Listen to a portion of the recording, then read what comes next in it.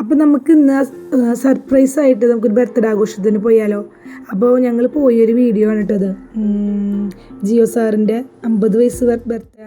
ആൾക്കറിയില്ല, ആളുടെ ഭാര്യയും മക്കളും കൂടി അറേഞ്ച് ചെയ്ത ബർത്ത്ഡേ ആണ്. അപ്പോൾ ആളറിയാണ്ടുള്ളൊരു ബർത്ത്ഡേ ആഘോഷമായിരുന്നു. പക്ഷെ നമ്മൾ മുറിക്കുന്നതിന് മുന്നേ എത്തിയിട്ടുണ്ടായിരുന്നു.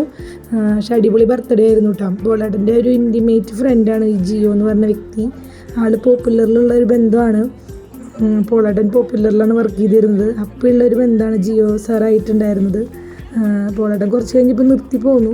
പക്ഷേ ജിയോ സാർ കാലം പോപ്പുലറിൽ വർക്ക് ചെയ്തിട്ട് ഇപ്പോൾ അസിസ്റ്റൻറ്റ് മോട്ടോർ വെഹിക്കിൾ ഇൻസ്പെക്ടറായിട്ട് വർക്ക് ചെയ്യുകയാണ്. 30-35 വയസ്സായപ്പോഴാണ് ആൾക്ക് ആ ജോലി PSC എഴുതി കിട്ടിയത്.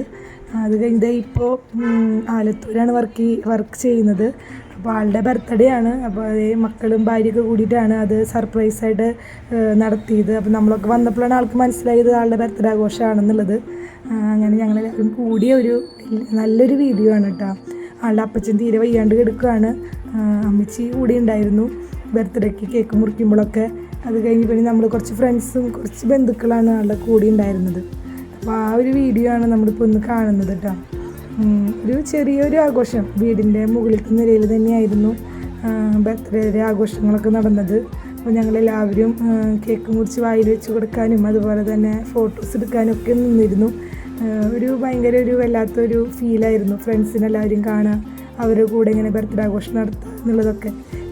പഴയ കുറേ കാര്യങ്ങൾ ഇങ്ങനെ ഓർത്തെടുക്കാനും അതിൻ്റെ കൂടെ കൂടാനൊക്കെ നമുക്ക് പറ്റിയൊരു അവസരമാണ് ഇങ്ങനത്തെ കൂട്ടായ്മകളൊക്കെ ആയിരുന്നത്.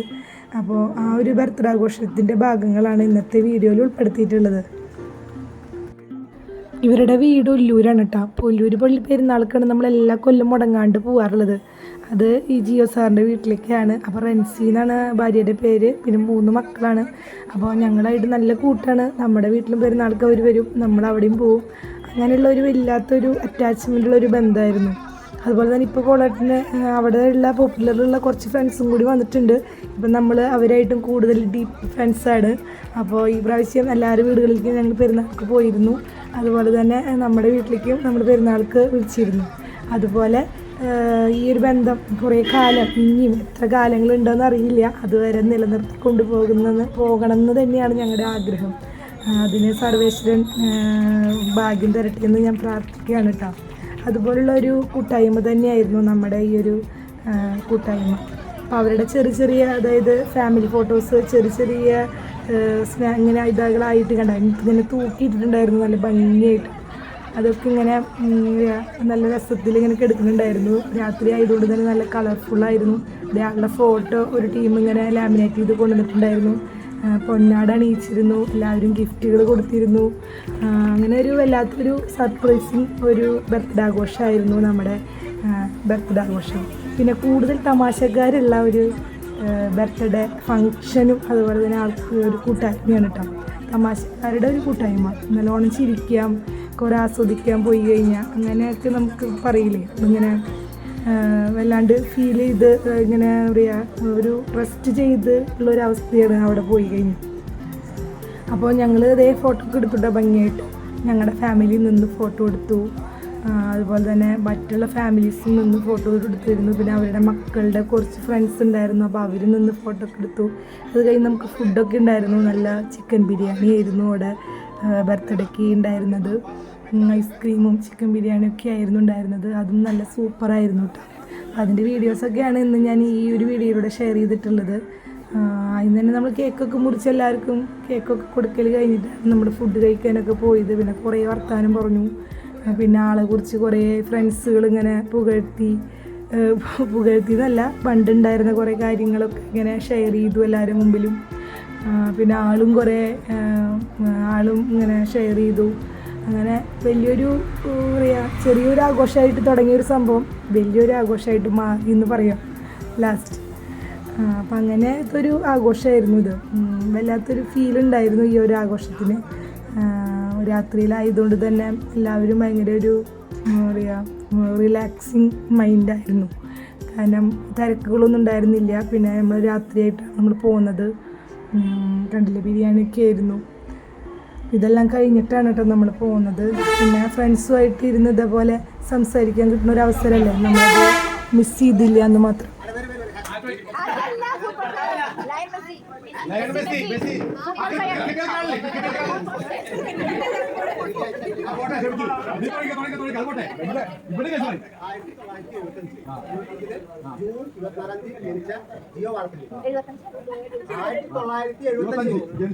ജനിച്ചത് ജൂൺ 24 കാരണഭൂതനായ ജിയോ വാഴപ്പള്ളി കുടുംബാംഗങ്ങളെ സുഹൃത്തുക്കൾ, ആദ്യമേ തന്നെ ഇന്ന് 50-ാം വയസ്സ് 50-ാം ജന്മദിനം ആഘോഷിക്കുന്ന ജിയോയ്ക്ക് ഞങ്ങളുടെയും ഈ കൂട്ടായ്മയുടെയും സുഹൃത്തുക്കളുടെയും പേരിൽ കൃത്യമായ ജന്മദിനാശംസകൾ.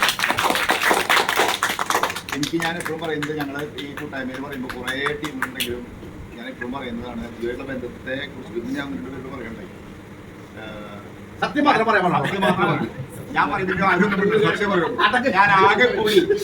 ഞാൻ ആകെ കൂടി ഒരു സുഹൃത്തിന്റെ ഒരു വീട്ടിലേക്ക് പെരുന്നാളായിട്ട് ബന്ധപ്പെട്ട് പോകുന്നത് നമ്മുടെ ജിയോയുടെ വീട്ടിൽ മാത്രമാണ്.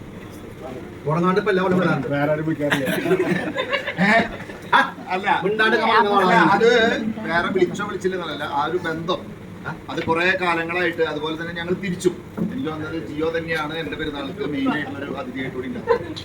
ജിയോ ആയിട്ട് ഏകദേശം 96 മുതൽ തൊട്ടുള്ള ബന്ധമാണ്. എനിക്ക് റഫേല് 2000-2002 തൊട്ടുള്ള ഒന്നും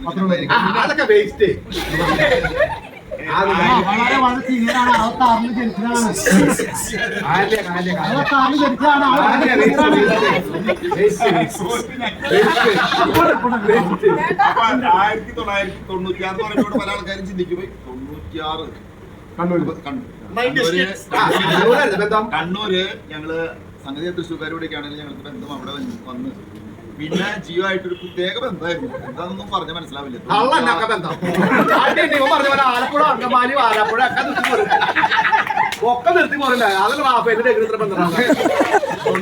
തൊട്ടുള്ള ബന്ധം എന്ന് പറഞ്ഞു കഴിഞ്ഞാല് നമ്മളെ ഏറ്റവും എളിയ ഒരു ജീവിതമാണ്. അതുപോലത്തെ ഒരു ഇതായിരുന്നു നമ്മുടെ ഷാജി ടോമും ജിയോ ആണ്. അങ്ങനത്തെ ഒരു ബന്ധമായിരുന്നു. ഒരു ഇതില്ല, ഭയങ്കര ഫ്രണ്ട്ലി ആവും, അറ്റാച്ച്മെന്റും. നമ്മൾ ഒരിക്കലും ജിയോ തമ്മിലുള്ള ബന്ധം ആർക്കും ഇഷ്ടപ്പെടുന്നതിന്റെ കാരണം വളരെ സിമ്പിളാണ്, വളരെ എളിയ ഒരു ജീവിതമാണ്. വളരെ അറ്റാച്ച്മെന്റ് ആയിരിക്കും ജിയോ എന്ന് പറഞ്ഞാൽ. എന്തും ഒരു കുടുംബത്തിനേക്കാളും വലിയ ബന്ധമാണ്. ഞാനും ജിയോയും ഞങ്ങൾ കുറെ ടീമുകൾ അന്ന് കുറെ ജിയോ എന്ന് എനിക്കാണ് സർവീസ് എഞ്ചിനീയറും ഒക്കെ ആയിട്ടാണ് വന്നിരിക്കുന്നത്. അപ്പൊ അവിടെയൊക്കെ ഞാൻ പറയുമ്പോൾ ജിയോനെ കുറിച്ച് ഞാൻ ഭയങ്കര ഇതിൽ ഞാൻ അവിടെ പറയാറ്. ഞാൻ അന്ന് പോപ്പുലർ സെയിൽസ് മാനേജറാണ് അവിടെ ജിയോ സർവീസിൽ വന്നിരിക്കുകയാണ്. ജോണി അവിടെ സർവീസ് മാനേജർ. ഞാനും ജോണി ഒരേ റേഞ്ചിൽ വർക്ക് ചെയ്തിട്ടുള്ളതാണ് അന്ന്.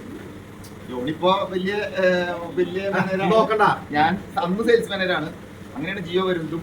ഇപ്പൊ ജിയോനെ കുറിച്ചാണ് പറയുന്നത്. ജിയോ നിങ്ങൾക്ക് പലർക്കും അറിയാം, skill test, all India skill test കോമ്പറ്റീഷനിലൊക്കെ വിന്നറായിട്ട് പലതവണ വന്ന്, ഒരു 3 തവണ വിന്നറായില്ലോ. ഞങ്ങൾ 5 വരെ എത്തിച്ചിട്ടുണ്ട്. അത്രയേറെ തവണ സ്കിൽ ടെസ്റ്റ് പാസ്സായ, സ്കിൽ ടെസ്റ്റ് ഓൾ ഇന്ത്യ ലെവലില് കഴിവും മികവും തെളിയിച്ച ഒരു വ്യക്തിത്വം. അതുപോലെ തന്നെ ഒത്തിരിയേറെ പിള്ളേരെ പഠിപ്പിച്ച്, ഒത്തിരിയേറെ പിള്ളേരെ ട്രെയിൻ ചെയ്ത് പഠിപ്പിച്ച്, ആ ഒരു കഴിവ് ആളുടെ ചെറുപ്പത്തിലെ തൊട്ട് തന്നെ, ആളുടെ വന്ന സമയം തൊട്ട് തന്നെ ആള് പഠിപ്പിക്കുന്നതിൽ വളരെ ഒരു ഹോബിയായിരുന്നു. കുട്ടികളെ പഠിപ്പിക്കുന്നതിന് അത് മനസ്സിലാക്കി കൊടുക്കുന്നുണ്ട്. അപ്പൊ ഞങ്ങൾക്കൊക്കെ ഭയങ്കര ഇതായിരുന്നു. ജയരാജിന്റെ ശിഷ്യനായിട്ടൊക്കെ തോന്നുന്നു അന്ന് ജിയോ വന്നിരിക്കുന്നത്. ജയരാജ് MBA ആണ്, ജിയോ IMB ആണ്. അപ്പോൾ ആ ഒരു കഴിവ് എനിക്ക് കൊണ്ട് ഇപ്പോഴും ജിയോന് കിട്ടിയിട്ടുണ്ട് നന്നായിട്ട്. കാരണം ഇപ്പൊ ജിയോ പല ആൾക്കാർക്ക് ക്ലാസ് എടുക്കാൻ പോകുന്നു. ഇടയ്ക്കിടയ്ക്ക് യൂട്യൂബിലും വാട്സപ്പിലും ഇതിലൊക്കെ കാണാം ജിയോന്റെ ക്ലാസ്സുകൾ.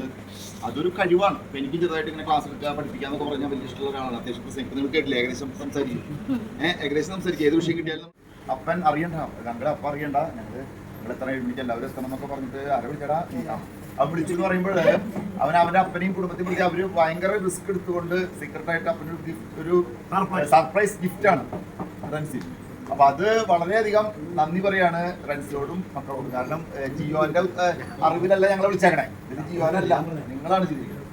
നിങ്ങൾ ഞങ്ങളെ ഈ കൂട്ടായ്മയിലുള്ളവർക്ക് ഒരു സ്ഥാനം തന്നുകൊണ്ട് നിങ്ങളെ ഇമ്പോർട്ടന്റ് ആണ്, ഞങ്ങൾ വളരെ ഇമ്പോർട്ടന്റ് വ്യക്തിത്വങ്ങളായതുകൊണ്ടാണ് ഇന്നത്തെ പരിപാടിക്ക് വിളിച്ചേക്കണേ. അപ്പൊ അങ്ങനെ കണ്ടതിൽ ഒത്തിരി സന്തോഷം, നന്ദി രേഖപ്പെടുത്തുന്നു.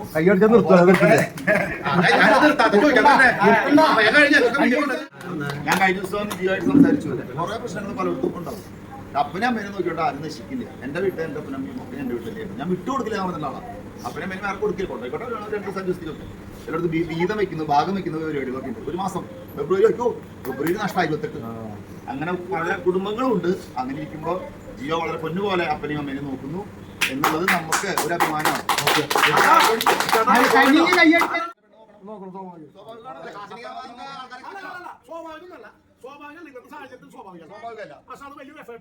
ഞാൻ അതുകൊണ്ട് 1992 കാലം ഞാൻ ആധുനികീകരിക്കുന്ന 1992 കാലഘട്ടത്തില് ഞാൻ സെന്റ് ജോസഫ് സ്കൂളിൽ പഠിക്കുകയാണ്. കലാപരമായിട്ടും കായികപരമായിട്ടും കുറെ പുരസ്കാരങ്ങൾ മേടിച്ചിട്ടുള്ള ഒരാളാണ് ഞാൻ. എന്റെ വീട്ടിലെ സർട്ടിഫിക്കറ്റ് നോക്കണമെന്നുണ്ടെങ്കിൽ ഒരു കലമണ കഞ്ഞുമണ കത്തിച്ച് കഴിഞ്ഞിട്ടില്ല.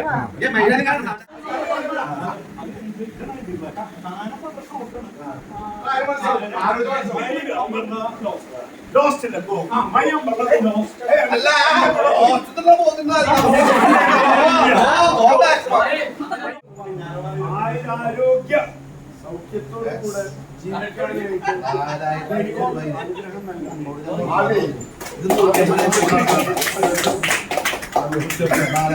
പക്ഷേ